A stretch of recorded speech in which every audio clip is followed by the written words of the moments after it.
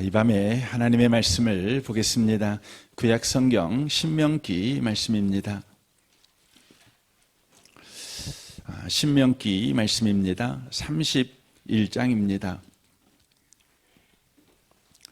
311페이지에 있습니다.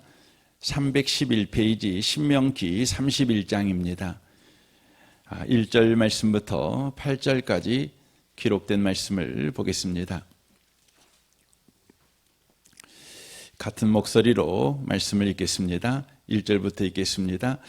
또 모세가 가서 온 이스라엘에게 이 말씀을 전하여 그들에게 이르되 이제 내 나이 120세라 내가 더 이상 출입하지 못하겠고 여호와께서도 내게 이르시기를 너는 이 요단을 건너지 못하리라 하셨느니라. 여호와께서 이미 말씀하신 것과 같이 내 하나님 여호와께서 너보다 먼저 건너가사 이 민족들을 내 앞에서 멸하시고 내가 그 땅을 차지하게 할 것이며 여호수아는 내 앞에서 건너갈지라. 또한 여호와께서 이미 멸하신 아모리 왕 시온과 옥과 및 그 땅에 행하는 것과 같이 그들에게도 행하실 것이라. 또한 여호와께서 그들을 너희 앞에 넘기시리니 너희는 내가 너희에게 명한 모든 명령대로 그들에게 행할 것이라. 너희는 강하고 담대하라. 두려워하지 말라. 그들 앞에서 떨지 말라. 이는 내 하나님 여호와 그가 너와 함께 가시며 결코 너를 떠나지 아니하시며 버리지 아니하실 것임이라 하고, 모세가 여호수아를 불러 온 이스라엘의 목전에서 그에게 이르되 너는 강하고 담대하라. 너는 이 백성을 거느리고 여호와께서 그들의 조상에게 주리라고 맹세하신 땅에 들어가서 그들에게 그 땅을 차지하게 하라. 그리하면 여호와 그가 내 앞에서 가시며 너와 함께 하사 너를 떠나지 아니하시며 버리지 아니하시리니 너는 두려워하지 말라.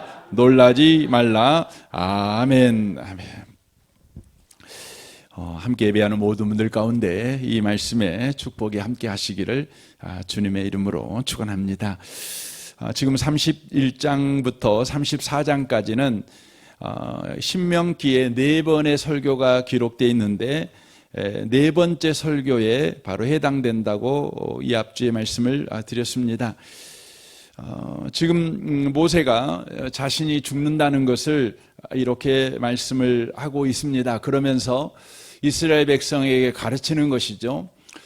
이스라엘의 지도자인 모세가 죽음으로 인하여 이제 지도자의 부재, 인도자의 부재가 이스라엘 민족에게 있을 거라는 것에 대하여 이스라엘 민족이 바로 두려워할 수밖에 없는 것 아니겠습니까?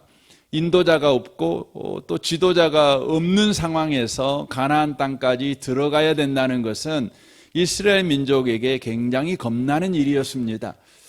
그때 모세는 이스라엘 민족에게 참된 지도자는 내가 아니었고 하나님이었다.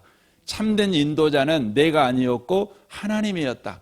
그 하나님께서 애굽에서 이스라엘인 너희들을 인도하셨고 홍해를 건너게 하셨고 광야 40년의 시간마다 떠나지 않고 버리지 않고 너희들과 함께했다. 그리고 이제 가나안 땅에 들어갔을 때에도 우리 하나님께서 앞서 행하실 것이고 가나안 땅에서도 너희들을 떠나지 않고 버리지 않고 함께하실 것이다. 너희들의 눈에 보이는 인도자가 없다고 그래서 인도자가 없다고 불안해할 필요 없다. 너희들에게는 영원한 인도자, 영원한 지도자가 바로 계신다. 하나님이시다. 그러므로 그 하나님을 믿고 살아가라. 이렇게 지금 모세가 이야기를 하고 있습니다. 여러분, 모세가 이런 설교를 한다는 것이 모세인 까닭에 당연하게 우리가 받아들일 수 있습니다. 그러나 모세는 하나님으로부터 너 가나안 땅 못 들어가, 너는 이제 죽어야 돼, 이 말씀을 받아놓고 지금 이 설교를 하는 것입니다. 그러니까 시한부 판정을 받아놓고 지금 이 설교를 하고 있는 것입니다. 하나님이 너희들과 함께 하실 것이다. 떠나지 않을 것이다. 버리지 않을 것이다. 앞서 행하실 것이다. 이런 놀라운 설교를 하는 것이죠. 여러분 그 죽음 선고를 받은 사람들은 여러분 당장 그 살고 싶은 의욕이 없잖아요. 내게 맡겨진 일 여러분 하고 싶으십니까? 여러분 주부인 여러분들 당장 한 10일이면 죽는다고 판정받았으면 여러분 그때부터 집안 살림 하겠습니까? 밥 하겠습니까? 쉽지 않죠. 쉽지 않죠. 여러분 직장 생활하는 분들 직장 출근하겠습니까? 안 할 겁니다. 아마 이제 생을 정리하는 그 일을 하겠죠. 물론 생을 정리하기 전에 먼저 무슨 마음이 먼저 들겠어요? 억울한 마음이 먼저 들지 않겠습니까? 마음에 분노가 차오르지 않겠습니까? 그리고 그 현실을 거부하고 싶은 마음이 바로 일어나지 않겠습니까? 그럼에도 불구하고 모세는 하나님께서 너 이제 죽어 가나안 땅 못 들어가 이렇게 말했음에도 불구하고 그는 그에게 맡겨진 사명을 끝까지 충성하고 있는 것을 보게 됩니다. 맡은 자에 구할 것은 충성이다. 지금 그것을 모세가 실천하고 있는 것을 보게 됩니다. 누구나 다 죽음 앞에 선다면 억울할 것인데 지금 억울해한 모습이 하나도 보이지 않습니다. 여러분 우리가 이제 다른 분들 보면 아이고 이제 돌아가실 나이가 됐구나 이렇게 생각하신 분들 계시지 않겠어요? 그리고 평상시에도 늘 나 얼른 죽을랍니다. 얼른 죽고 싶어요. 이렇게 말하던 분인데 그래서 이제 곧 죽게 생긴 거죠. 그러면 이제 우리가 가서 이제 곧 죽게 되었다고 아이고 이제 천국 잘 가세요. 이렇게 이야기하면 누구나 다 섭섭해 하시죠. 누구나 섭섭해요. 심지어 억울해 하십니다. 내가 뭐 잘못해가지고 이렇게 죽게 되었냐고 억울해 하십니다. 근데 모세는요 억울해 하지 않습니다. 여러분 모세가 죽을 때의 장면을 이제 실황 중계하고 있는 장면이 신명기 34장 이제 우리가 조금 넘어가 보면 34장에 기록이 돼 있어요. 한번 좀 보겠습니다. 모세가 모압 평지에서 느보산에 올라가 여리고 맞은편 비스가 산 꼭대기에 이르매 여호와께서 기르앗 온 땅을 당까지 보이시고 또 온 납달리와 에브라임과 므낫세의 땅과 서해까지의 유다 온 땅과 네겝과 종려나무 성읍 여리고 골짜기 평지 소알까지 보이시고라고 돼 있어요. 이제 모세가 죽는데 느보산에 올라갔어요. 저도 느보산 2번 올라가 봤거든요. 올라가서 이렇게 보면 여단강 건너편을 샥 보입니다. 예루살렘까지 샥 보입니다. 그러니까 하나님이 이제 모세에게 그걸 보여주시는 거잖아요. 근데 이제 보여주고 너 이제 봤으니까 가서 차지해 이렇게 말하고 있는 것이 아니라 너 봤으면 됐다. 너 못 들어가. 봤지만 너 못 들어가. 지금 이러는 겁니다. 4절 보십시오. 여호와께서 그에게 이르시되 이는 내가 아브람과 이삭과 야곱에게 맹세하여 그의 후손에게 주리라 한 땅이라. 내가 내 눈으로 보았거니와 너는 그리로 건너가지 못하리라 하시매 라고 돼 있어요. 이에 여호와의 종 모세가 여호와의 말씀대로 모압 땅에서 죽어 벳부얼 맞은편 모압 땅에 있는 골짜기에 장사되었고 오늘까지 그의 묻힌 곳을 아는 자가 없느니라. 모세가 죽을 때 나이 120세였으나 그의 눈이 흐리지 아니하였고 기력이 쇠하지 아니하였느니라 라고 돼 있어요. 그는 얼마든지 가나안 땅에 들어갈 건강이 있었어요. 그런데 하나님께서 들어가지 마 이렇게 하신 거죠. 얼마나 섭섭하겠어요. 40년 동안 죽을 둥살둥 이스라엘 민족을 그렇게 인도한 삶을 살았습니다. 이스라엘 민족이 모세에게 어린 양과 같은 순종하는 사람들이 아니었습니다. 모세는 죽을 고비를 수없이 넘겼습니다. 목이 곧은 백성들이었거든요. 그래서 모세는 제대로 발 쭉 뻗고 잠잔 날이 별로 없습니다. 뭐 한 명, 두 명이 아니잖아요. 이 성경학자들은 많게는 400만, 적어도 200만. 그러니까 200만에서 400만이라 되는 숫자 아닙니까? 강주 인구의 2배에서 4배나 되는 그 정도의 사람들을 이제 데리고 가는 거 아닙니까? 여러분, 거기에서 한 사람이 한마디만 해도 400마디 아닙니까? 그러니까 얼마나 힘들겠어요. 여러분, 보댓겨도 여러분 제일 힘든 것이 뭡니까? 사람한테 보댓기는 거 아닙니까? 사람한테 보댓기는 것만큼 여러분 힘든 것 없지 않겠습니까? 그런 어려움 가운데서도 하나님께서 맡겨주신 역할을 그는 충실하게 했습니다. 얼마나 그냥 그만두고 싶을 때가 한두 번 아니지 않겠습니까? 그래도 했습니다. 그런데 하나님께서 가나안 땅을 다 보여주시고는 이제는 몇 시간만 걸어가면 돼요. 바로 눈앞에 느보산에 올라가면 바로 눈앞에 요단강이 보이거든요. 그리고 바로 여리고성이 보입니다. 그런데 너 못 가. 너 여기서 죽어. 이러는 거 아닙니까? 참 받아들이기 쉽지 않습니다. 쉽지 않습니다. 우리가 인간적으로 생각을 할 때, 모세를 생각할 때, 그 모세가 그렇게까지 열심히 이렇게 해왔는데, 결국은 가나안 땅에 못 들어가고, 가나안 땅 목전에서 죽는 모세를 볼 때, 모세는 실패한 인생이다. 이런 생각을 우리가 할 수도 있습니다.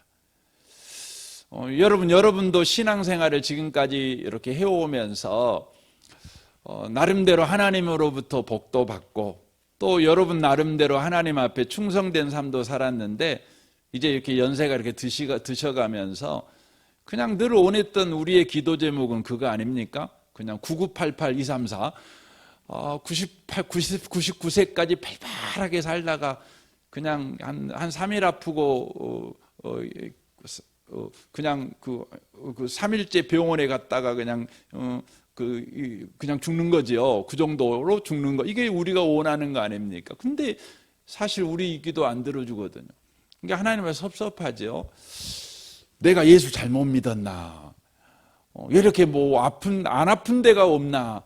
이런 생각이 들 때가 있습니다. 되는 것도 없는 것 같고. 그래서 점점 우리 마음 가운데 예수를 믿고 살아온 삶이 실패한 인생이 아닌가, 이런 생각마저 들을 때가 있다고 하는 것이죠. 오늘 저는 이 모세의 죽음, 모세 입장에서 보면 억울한 죽음이고 우리 입장에서 보면 실패한 인생이 돼버린 모세의 인생을 우리가 어떻게 평가할 것인가, 이 부분에 대한 이야기를 좀 나눠보려고 합니다. 여러분, 이 부분을 잘 이해하려면 이 구약의 모세오처럼 죽어버린 사람이 있어요. 신약에. 그분이 누구신지 아세요? 스데반 집사입니다. 스데반 집사입니다. 사도행전 7장 53절을 좀 보겠습니다. 너희는 천사가 전한 율법을 받고도 지키지 아니하였도다 하시니라. 그들이 이 말을 듣고 마음에 찔려 그를 향하여 이를 갈거늘, 이렇게 돼 있죠. 그러니까 사도행전 7장에 스데반 집사가 성경을 관통하는 아주 유명한 설교를 합니다. 스데반의 설교는 정말 뛰어난 설교입니다. 그런데 이 설교를 듣고 있었던 바로 유대의 정치 지도자들, 종교 지도자들이 어떻게 했냐면 스데반을 향하여서 분노하게 됩니다. 그래가지고 어떻게 합니까? 55절 보십시오. 스데반이 성령 충만해 하늘을 우러러 주목하여 하나님의 영광 및 예수께서 하나님 우편에 서신 것을 보고 말하되, 라고 돼 있죠. 하늘이 열리고 인자가 하나님 우편에 서신 것을 보라 한데, 라고 돼 있어요. 하나님의 말씀을 이제 유대교 지도자들에게 증거한 것이죠. 그것의 핵심은 뭐냐면 예수가 하나님께서 구약의 선지자들을 통해서 약속하신 바로 그 구원자가 예수다, 이걸 이야기한 거죠. 그런데 유대교 사람들은 아니다, 예수는 교회를 허물려고 했던 자고 하나님을 참남한 자, 하나님을 모욕한 신성 모독죄를 지은 이단이다, 이렇게 이야기를 하는 것이죠. 그러니까 바로 의견이 충돌하고 있는 거죠. 예수가 그리스도다, 아니야, 예수는 하나님의 영광을 도둑질한 참남죄를 범한 자야, 이단이야, 이게 이제 탁 충돌을 하는 겁니다. 그때 스데반이 성령 충만해 가지고 하나님 우편에 앉아 있어야 될 예수님이 뻘떡 일어나 서신 것을 봤습니다. 여러분, 이게 이제 어떤 장면이냐면 이렇게 생각하시면 돼요. 두 의견이 충돌하는데 하나님 우편에 계신 분은 바로 통치자이신 예수님, 이걸 상징합니다. 그리고 재판장이신 예수님을 바로 표현하고 있는 바로 표현 방법입니다. 그러니까 재판장에 앉아 계신 예수님께서 뻘떡 일어났어요. 뭐 하려고요? 판결하려고. 판결하려고 일어나신 거예요. 그래서 스데반 집사가 말을 한 거죠. 지금 심판자가 네 말이 옳은지 내 말이 옳은지 판결하려고 일어났다, 지금 이렇게 말을 하는 거죠. 이렇게 하는 거죠. 근데 이제 57절 보십시오. 그들이 큰 소리를 지르며 귀를 막고 일제히 그에게 달려들어 성 밖으로 내치고 돌로 치매 증인들이 옷을 벗어 사울이라 하는 청년의 발 앞에 두니라. 그들이 돌로 스데반을 치니 스데반이 부르짖어 이르되 주 예수여 내 영혼을 받으시옵소서라고 하고 있습니다. 그러니까 이렇게 여러분이 이 장면을 생각하시면 좋을 것 같아요. 좀 전에 다시 말씀드리지만 두 의견이 이제 평평하게 부딪히고 있는 겁니다. 그때 예수님께서 일어나고 판결을 하는 거예요. 판결을 하는데 어떻게 판결하냐면 스데반 집사를 향해서 스데반 집사야, 네가 죽자, 이렇게 판결하는 거예요. 죽음.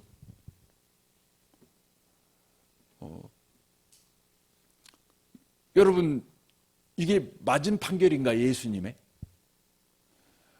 여러분, 예수가 그리스도다, 아니야, 예수는 하나님의 영광을 가르친 이단이야, 이렇게 말을 하는 이 의견이 충돌할 때 예수님이 뻘떡 일어나고 판결을 해요. 그러면 스데반 집사를 보면서 얘야, 너 죽자, 그러는 겁니다.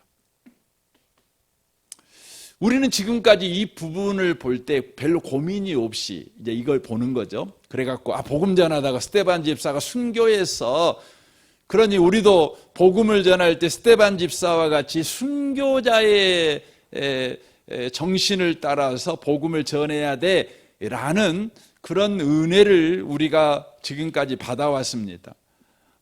귀한 은혜죠. 그럼에도 불구하고 이 본문을 우리가 하나의 드라마로 구성해서 보면 다르게 보입니다. 지금 누구 편을 들어준 거예요? 누구 편을 들어주고 있냐면 바로 유대교인들의 편을 들어주고 있는 거예요. 우리 눈으로 볼 때는. 여러분, 판결을 할 때 너 죽어, 그리고 너 살아, 그러면 누군 쪽 손 들어준 거예요? 살아라고 한쪽 손 들어준 거 아니겠어요? 살아라고 한쪽 손 들어준 거 아니겠어요? 근데 예수님께서 스데반 보고 네가 죽어야겠다, 너 죽어라, 그러는 거죠. 만약에 예수님께서 스데반 편을, 우리 눈으로 볼 때 스데반 편을 들었다면 어떻게 해야 맞는 겁니까? 돌을 들고 있는 사람들을 어떻게 해야 돼요? 천군 천사 보내가지고 싹 쓸어버려야죠. 싹 죽여버려야 돼요. 그리고 스데반만 살아남아야 돼요. 그러면 여러분, 예루살렘의 일시에 무슨 일이 벌어지죠? 여러분, 이스라엘의 예루살렘에 놀라운 소문이 퍼지는 거죠. 예수가 그리스도냐? 예수는 하나님의 영광을 가르친 이단이냐? 바로 이 논쟁에서 하나님께서 예수가 그리스도라는 편을 들어서 바로 예수를 이단이라고 몰아붙인 놈들을 다 싹쓸이해버렸다. 이제 예수가 그리스도임이 틀림없다. 이 소문이 확 퍼졌을 것입니다. 그래서 예루살렘에 아직 예수 믿지 않는 사람들이 예수 믿는 일이 일어났을 수도 있겠죠. 그런데요, 주님이 스데반을 죽이고 바로 바울을 이시한, 나중에 사울이 바울이 되는데 이시한 바로 스데반 집사를 죽인 사람들을 살려놓습니다. 그리고 예수님께서 스데반을 향해서 너 죽자, 네가 죽어라 이렇게 말을 할 때 스데반 집사는 어떻게 했어요? 그것을 억울해하지 않았어요. 주님, 내가 맞잖아요. 내가 맞잖아요. 아니, 내가 맞는데 왜 나보고 죽으라 그러세요? 쟤들이 틀렸잖아요. 틀린 애들 죽여야지 왜 맞는 나를 죽이세요? 이렇게 안 했어요. 그리고 어떻게 합니까? 죽어라 할 때 수용했어요. 그 두 가지 기도를 하죠. 어떻게 기도합니까? 스데반이 부르짖으되 주 예수여 내 영혼을 받으시옵소서. 주님이 죽으라고 하니 죽겠습니다. 그리고 뭐라고 합니까?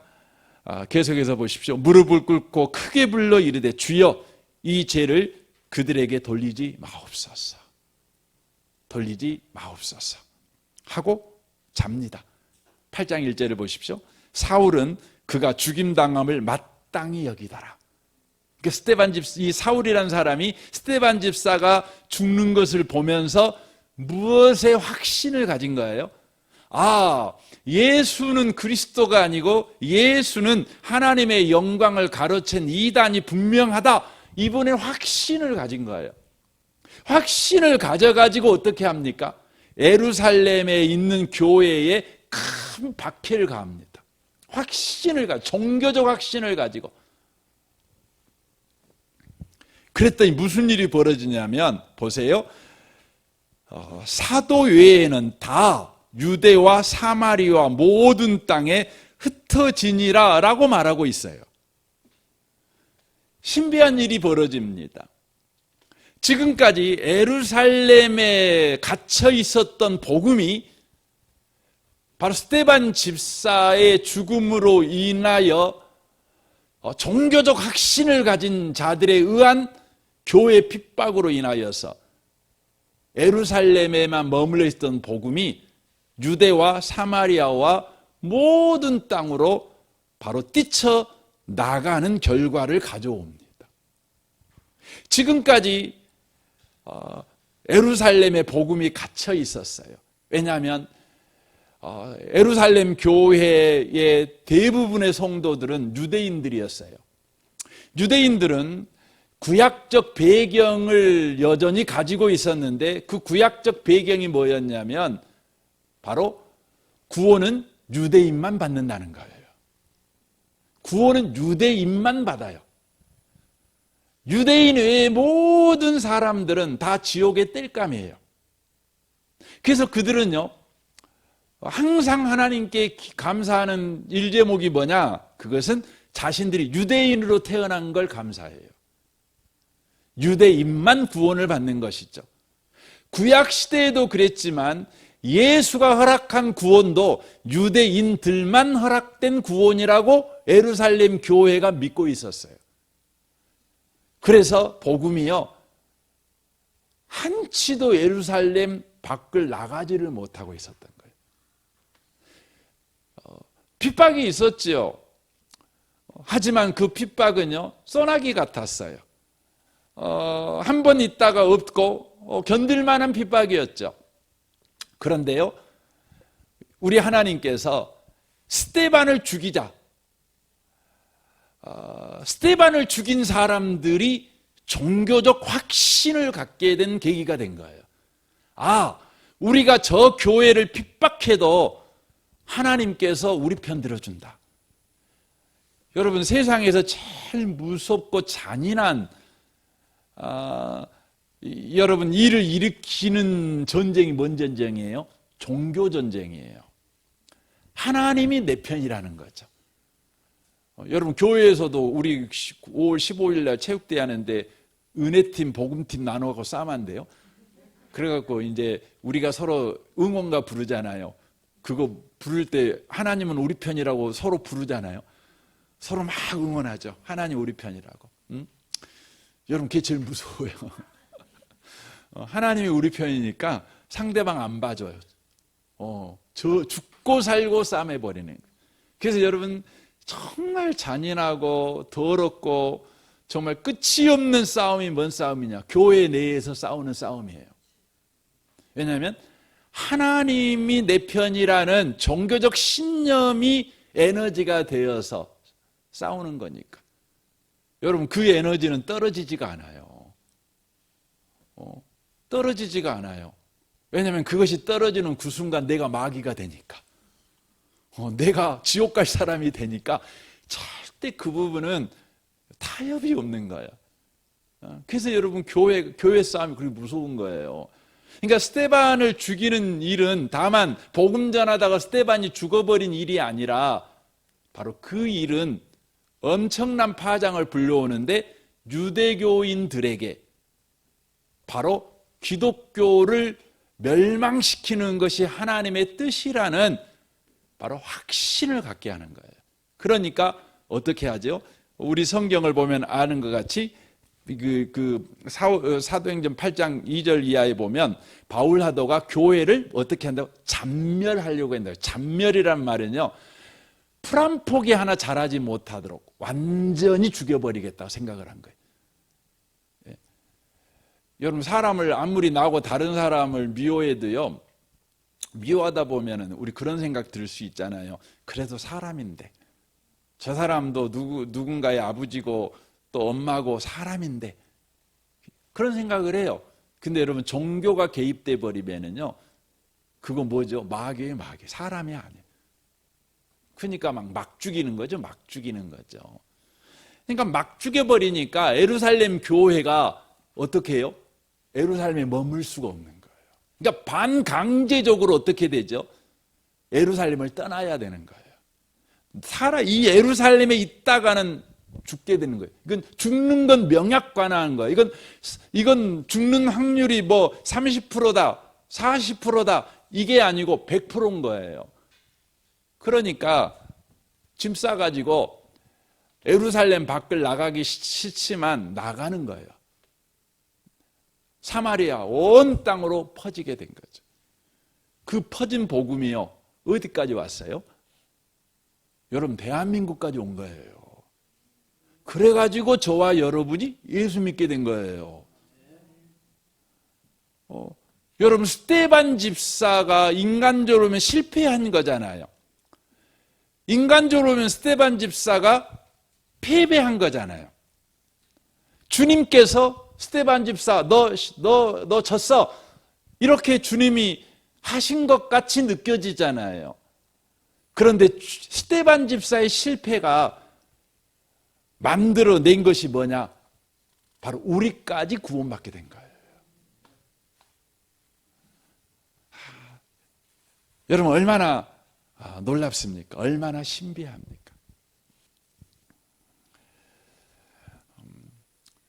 우리 하나님은요, 오늘날도 우리가 생각하는 실패와 우리가 생각하는 절망과 우리가 생각하는 불의를 가지고요, 얼마든지 우리 하나님은요, 생명의 일을 하시는 분이셔요. 우리는 이 부분을 놓쳐버리면 안 돼요. 그래서 예수 믿는 사람이 절대 이 부분에서 속아 넘어가면 안 되는 게 뭐냐면, 옳은 길을 따라가는 것이 예수 믿는 사람의 삶이 아니라 하나님이 주인된 삶을 쫓아가는 것이 그리스도인의 삶이라는 것을 놓쳐버리면 안 돼요. 여러분, 우리는요, 옳은 길을 쫓아가요. 옳은 길 가야지요. 그런데 우리는 옳은 길을 주장하다가 내가 주인 되는 옳은 길을 가요. 내가 주인이에요. 내가 주인. 주님이 주인이어야 되거든요.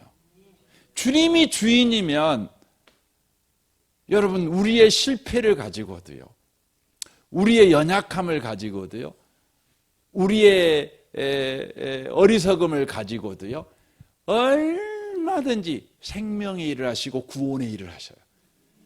기적의 일을 하실 수 있는 거예요. 모세의 죽음을 우리가 봅니다. 스데반의 죽음을 우리가 봅니다. 그런데 거기에서 핵심이 뭐냐? 하나님이 주도한 죽음이라는 거예요. 하나님이 주도한 실패라는 거예요. 하나님이 주인 된 거예요. 거기에는 생명이 있는 거예요. 거기에는 소망이 있는 거예요. 여러분, 우리가 신앙생활 할 때 보면 우리는 이제 요즘 교회가 하도 세상에 욕을 많이 먹으니까 우리 마음 안에 우리 교회는 참 정직했으면 좋겠어. 우리 교회는 참 사랑이 많은 교회가 됐으면 좋겠어. 우리 교회는 공명정대한 교회가 됐으면 좋겠어. 이런 소원이 늘 있죠. 여러분, 좋은 소원입니다. 그러나 여러분과 제가 항상 깨어 있어야 될 부분이 있는데 그것의 주도권이 내가 잡고 가면 안 돼요. 내가 잡고 가면 안 돼요. 주님이 항상 주인이셔야 돼요. 주인이. 그래서 여러분이요, 정의를 부르짖다가도 멈춰서서 정의를 부르짖는 이것의 주인이 누구인가? 난가? 하나님이신가? 생각을 해보셔야 돼요. 여러분, 주님의 정의는 결론이 뭐죠? 생명을 얻게 하는 거예요. 사람 살리는 거예요. 근데 나의 정의는 어떤 거죠? 나의 정의는요, 언제나 나쁜 놈, 착한 놈 나누는 거예요. 그래서 누군가는 죽이는 거예요. 우리는 언제나 하나님이 주인이셔야 돼요. 그래서 여러분과 저의 인생에서요, 오늘 내가 성공을 했죠, 오늘 내가 실패를 했죠, 그때 저와 여러분이 살펴봐야 될 것은 누구에 의한 성공이고 누구에 의한 실패인가를 생각하셔야 돼요. 모세는 하나님이 죽으라고 하니까 억울하지 않았어요. 하나님이 죽으라고 하니까 아멘, 순종한 거예요. 그리고 자기에게 주어진 그 사명의 마지막까지 충성하는 거죠. 근데 그 충성의 내용이 뭐예요? 자신이 얼마나 충성하는가를 드러내는 충성이 아니라 하나님이 얼마나 놀라우신 분인가를 드러내는 충성이었어요. 그래서 여러분 31장부터 34장까지 모세의 마지막 설교의 핵심이 뭔지 아세요? 핵심이 하나님이 핵심인 거죠. 여러분, 스데반 집사가 그렇게 옳은 설교를 했잖아요. 옳은 설교를 했는데 너 죽어. 그렇게 된 거죠. 그러면 우리 같으면 그냥 내가 옳은 설교를 했는데 내가 죽어야 됩니까? 저 사람들이 회개해야지. 주님, 이게 뭡니까? 이게 주님이 하시는 일입니까? 주님은 복음을 전한 사람을 죽이고 회개해야 될 사람들을 더 그냥 살기등등해 갖고 지기들이 승리한 자처럼 우리를 핍박하게 내버려 두는 것이 주님의 방식입니까? 이렇게 따질 수 있잖아요.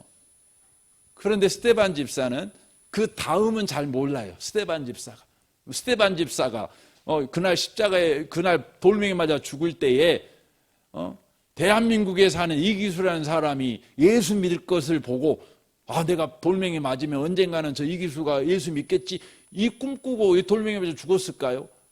그러진 않았지 않았겠습니까? 근데 그가 돌멩이 맞아 죽어감으로 인하여 제가 예수 믿게 된 거예요. 얼마나 신비합니까? 그런데 이것을 스데반이 몰랐지요. 다만 아는 게 있었어요. 뭡니까? 하나님은 알았어요. 스데반 집사가 믿는 건 하나님이죠. 하나님은 세상을 이처럼 사랑하사 독생자를 주셨으니 이는 저를 믿는 자마다 멸망치 않고 영생을 얻게 하려 하심이라. 우리 주님은 독생자를 십자가에 내어주셔가지고 우리를 구원하신 분이시다. 우리를 구원하기 원하시는 분이다. 주님의 마음은 멸망시키는 것이 아니라 구원이다. 그러니까 주님께서 복음을 전하는 나를 실패케 하시고 죽게 만드시고 저들을 승리케 만들어버리신 것은 우리 주님께서 저들을 구원하기 위한 하나님의 놀라운 섭리이실 것이다. 이렇게 받아들이는 것이죠. 이 밤에 오신 복 있는 성도 여러분, 우리는 예수 믿는 사람들 아닙니까? 예수 믿는 사람이라는 말은 뭐냐면 우리에게 일어나는 모든 일에 대해서 하나님이 주권을 갖고 있다는 거예요. 하나님이 주인이라는 걸 믿는 거예요. 그러니까 잘 되든 안 되든 아멘 하고 받는 겁니다. 잘 되든 안 되든 주의 뜻대로 되기를 원합니다. 그리고 여전히 우리는 그리스도인답게 주님이 어떤 분이신가를 우리가 보여주는 삶을 여전히 살아가는 길을 걸어가는 것이죠. 그래서 고린도전서 1장 18절에 이렇게 돼 있죠. 십자가의 도가 멸망하는 자에게는 미련한 것이요 구원을 받는 우리에게는 하나님의 능력이라. 기록된 바 내가 지혜 있는 자들의 지혜를 멸하고 총명한 자들의 총명을 폐하리라 하였으니 지혜 있는 자가 어디 있느냐, 선비가 어디 있느냐, 이 세대의 변론가가 어디 있느냐, 하나님께서 이 세상의 지혜를 미련하게 하신 것이 아니냐. 하나님의 지혜에 있어서는 이 세상이 자기 지혜로 하나님을 알지 못하므로 하나님께서 전도에 미련한 것으로 믿는 자들을 구원하시기를 기뻐하셨도다. 유대인은 표적을 구하고 헬라인은 지혜를 찾으나 우리는 십자가에 못 박힌 그리스도를 전하니 유대인에게는 거리끼는 것이요 이방인에게는 미련한 것이로되 오직 부르심을 받은 자들에게는 유대인이나 헬라인이나 그리스도는 하나님의 능력이요 하나님의 지혜니라 라고 말씀합니다. 여러분, 하나님의 하신 일은요, 이겨먹는 일을 하나님은 절대 안 하셔요. 하나님은 언제나 우리에게 구원을 주시는 일을 하셔요. 구원을 주시는 일을 하시는 거예요. 그것을 우리를 통해서 또 여전하게 하시죠. 예수를 통해서 그 일을 완성하신 주님께서 예수의 길을 걸어가는, 십자가의 길을 걸어가는 우리를 통해서 그 일을 계속해서 하고 계신다는 거죠. 여러분, 십자가의 길이 뭡니까? 여러분, 십자가의 길은요, 지는 길입니다. 실패자의 길입니다. 그래서 세상 사람들이 볼 때에 그것은 걷고 싶지 않는 길이에요. 미련한 자들이 걸어가는 길이죠. 실패자들이 걸어가는 길이고 약한 자들이 걸어가는 미련한 길이죠. 그런데 그 길을 통해서 바로 주님은 구원시키시는 일을 여전하게 해 가신다고 하는 것입니다. 이 중요한 것입니다. 그래서 바울 사도가 스데반 집사를 통해서 하나님의 일하심을 경험하고 그 일평생 동안 그는 다른 사람보다 더 강한 자, 더 유능한 자, 더 똑똑한 자가 되는 일을 위해 인생을 살지 않았어요. 자기가 더 똑똑하고 잘나야 복음이 증거되어지는 것이 아니라 십자가의 길을 걸어갈 때에 주님이 그것을 통로로 해서 복음이 흘러가게 하신다는 것을 그는 알고 있었어요.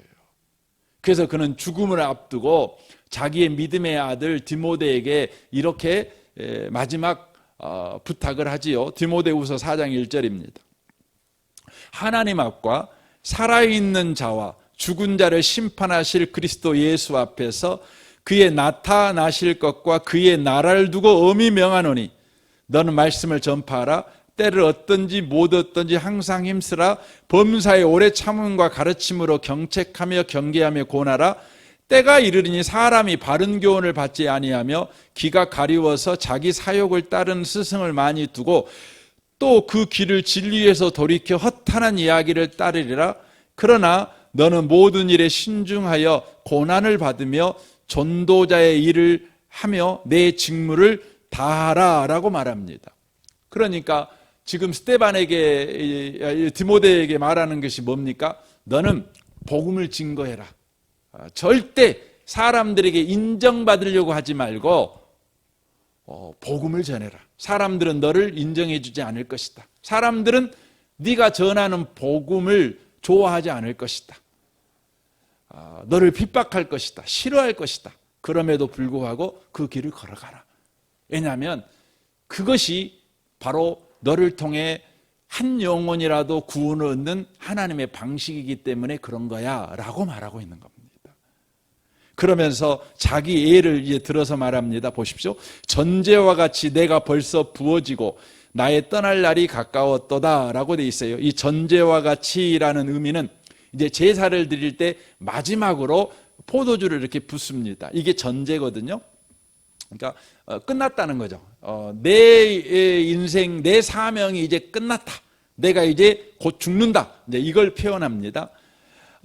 그러면서 말합니다. 나는 선한 싸움을 싸우고 나의 달려갈 길을 마치고 믿음을 지켰으니 이제 후로는 나를 위하여 의의 멸관이 예비되었으므로 주곧 의로운 재판장이 그날에 내게 주실 것이며 내게만 아니라 주의 나타나심을 사모하는 모든 자에게도니라 라고 되어 있습니다.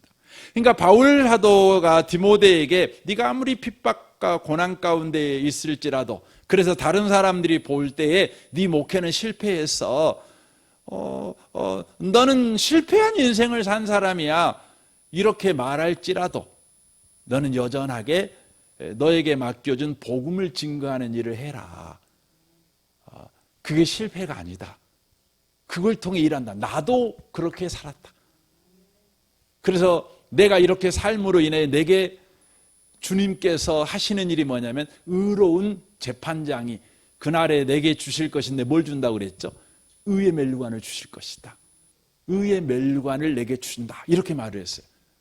여러분, 의의 멸관이 뭘까요? 여러분, 의의 멸관이라고 하는 것은 말 그대로 하면 의로운 일을 한 사람에게 허락된 영광, 이게 되겠죠. 의로운 사람, 의로운 인생을 산 사람에게 허락된 영광, 또 보상, 이게 의로운 멸관 아니겠습니까? 그러면 바울 사도가 디모데에게 너 힘들어도 목회가 실패해도 그 길을 여전히 가야 돼. 그러면 내게 줬던 의의 멸관 너도 받아. 나도 의의 멸관을 받는다. 이렇게 말해요. 그럼 의의 멸관이 뭘까요? 데살로니가전서 2장 19절을 봐보세요. 우리의 소망이나 기쁨이나 자랑의 멸관이 무엇이냐? 그가 강림하실 때 우리 주 예수 앞에 너희가 아니냐라고 돼 있어요. 누구라고요? 너희, 데살로니가 교인들. 빌립보서 4장 1절 보겠습니다. 그러므로 나의 사랑하고 사모하는 형제들, 나의 기쁨이요 멸류관인 사랑하는 자들아, 이와 같이 주 앞에 서라. 멸류관이 누구였죠? 빌립보 성도들이에요. 그러니까 멸류관이 뭐예요? 바로 우리를 통해 예수 믿게 된 사람들, 우리를 통해서 구원을 받은 사람들, 우리를 통해 천국에 가 있는 사람들, 이 사람들을 말하죠. 그러니까 의의 멸류관이라고 하는 건 이런 거예요. 바울 사도가 천국에 딱 들어갔어요. 천국에 들어갔더니 천국 도로 양쪽에 무수히 많은 사람들이 도열해 있는 거죠. 그 사람들이요, 바울이 지나갈 때 열렬하게 환영을 하는 겁니다. 환영하는 겁니다. 그러면서 그들이 말하는 거죠. 어떻게 말을 하는 거죠? 바울 사도님 너무너무 감사해요. 당신이 전한 복음 때문에 내가 여기에 먼저 와 있습니다. 환영합니다. 당신 때문에 우리가 천국 갔어요. 이런다는 거예요. 이런다는 거예요. 여러분 천국 가면 여러분한테 찾아와서 당신 때문에 내가 천국 갔어요. 이렇게 말할 분 있으세요?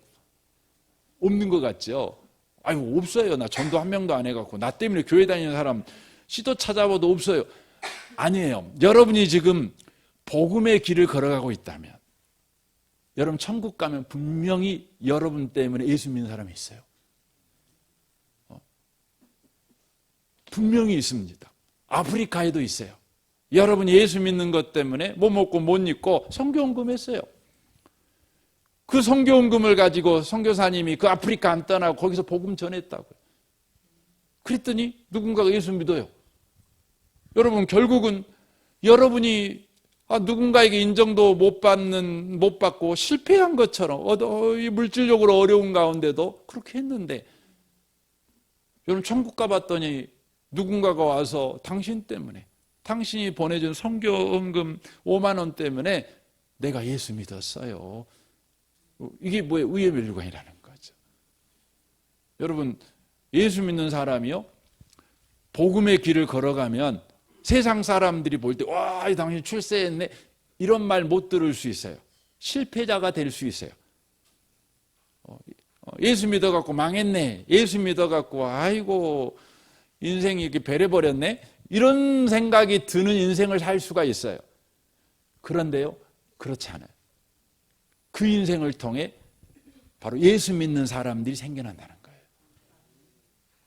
지금 이 땅에서 확인이 안 되더라도 여러분이 천국 가면요, 많은 사람이 여러분 앞에 올 겁니다. 올 겁니다. 정말 감사합니다. 당신 때문에 내가 예수 믿었습니다. 이 영광을 차지했습니다. 여러분, 주님이 우리에게 은혜 주셔가지고 미리 알면 얼마나 좋을까 생각도 듭니다. 미리 알아갖고, 그러면 우리가 현재 참 예수 믿고 살면서 때때로 힘들어도 다시 힘내갖고 우리가 또 살 수 있을 것 같긴 한데, 성경에 우리에게 그런 말씀을 하시니 우리가 직접 못 봐도요, 성경의 말씀이 진실하니 분명히 그런 일이 우리에게 일어날 것입니다. 이 밤에 오신 복 있는 성도 여러분, 오늘 모세가 죽어버렸습니다. 그렇게 수고했고 헌신했고 그렇게 충성된 사람이 인간적 눈으로 보면 실패자가 돼버린 것 같습니다. 스데반 집사도 그런 것 같습니다. 여러분, 바울도 그런 것 같습니다. 바울도 편하게 죽은 게 아니잖아요. 목이 잘려서 죽였어요. 참수형을 당했어요. 왜 참수형 당했습니까? 그 이유는 바울은 로마 시민권을 갖고 있는 까닭에, 로마 시민권을 가진 사람들한테는 가장 명예롭게 사람을 죽이는 방법으로 죽였는데, 그게 뭐냐면 목을 잘라 죽이는 겁니다. 그냥 단칼에 죽여버리는 겁니다. 보통은 십자가에 못 박아가지고 그냥 그 고통받으면서 죽게 만드는 거잖아요. 근데 바울은 그렇게 죽었죠. 그래서 우리가 볼 땐 실패자 같아요. 근데 아닙니다. 모세는 영원한 영광을 취한 사람입니다. 스데반도 영원한 영광을 취한 사람이고, 바울도 영원한 영광을 취한 사람입니다. 저와 여러분도 영원한 영광을 취하라고 주님께서 은혜 베푸셔서 예수 믿게 하셨으니, 그 예수 믿는 자의 삶을 살아내시는 모든 분들이 다 되시기를 주님의 이름으로 축원합니다. 아멘. 우리 같이 기도하겠습니다.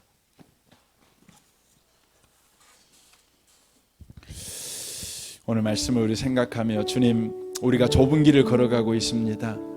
고난의 길을 걸어가고 있습니다. 세상 사람들이 인정해주지 않는 길을 걸어가고 있습니다.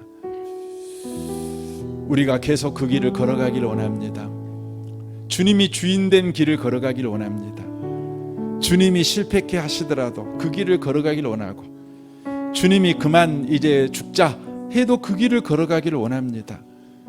내가 가고 싶은 길을 걷지 않게 하시고, 내가 생각하는 좋은 길을 걸어가지 않게 하시고, 주님이 걸어가라고 하시는 그 길을 걸어가는 자 되게 하시옵소서. 그러므로 말미암아 우리의 실패가 아니라 많은 사람이 구원을 받는 기적의 일이 일어나는 영광스러운 일이 될 것입니다. 우리는 천국 가면 그걸 확인하게 될 것입니다. 수많은 사람들이 길거리에 서서 우리를 환영할 것입니다.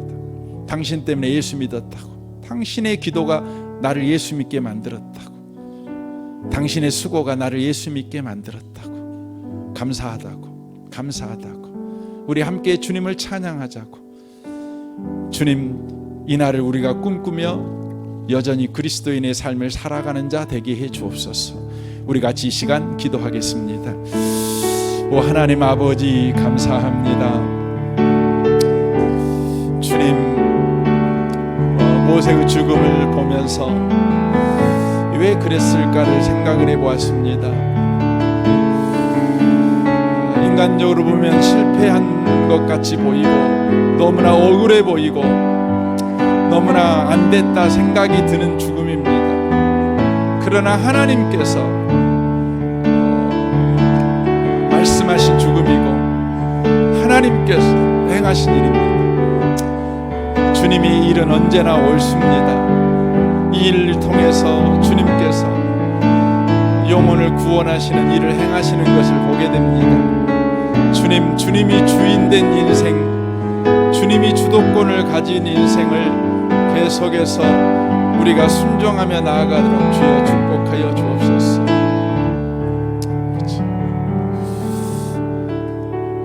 주님, 모세의 죽음을 봅니다. 또 스데반의 죽음을 봅니다. 바울의 죽음도 보고 또 디모데가 걸어간 인생도 봅니다. 인간적으로 볼 때 그들의 인생은 실패자 인생 같고 억울한 인생처럼 보입니다. 하지만 주님께서 그들에게 허락한 실패요, 그들에게 허락한 죽음입니다. 그들은 하나님이 허락한 것에 대하여 원망하지 않았습니다. 그들은 믿음으로 순종했습니다. 믿음으로 그 길을 걸어갔습니다. 주님은 그들의 죽음을 통해 예수가 이루신 구원이 열방까지 흘러가게 하셨습니다. 많은 사람이 죽게 돌아오게 하셨습니다. 우리까지 예수 믿게 하셨습니다. 저 먼 극동지방에 있는 우리가 어떻게 예수 믿을 수 있게 되었습니까?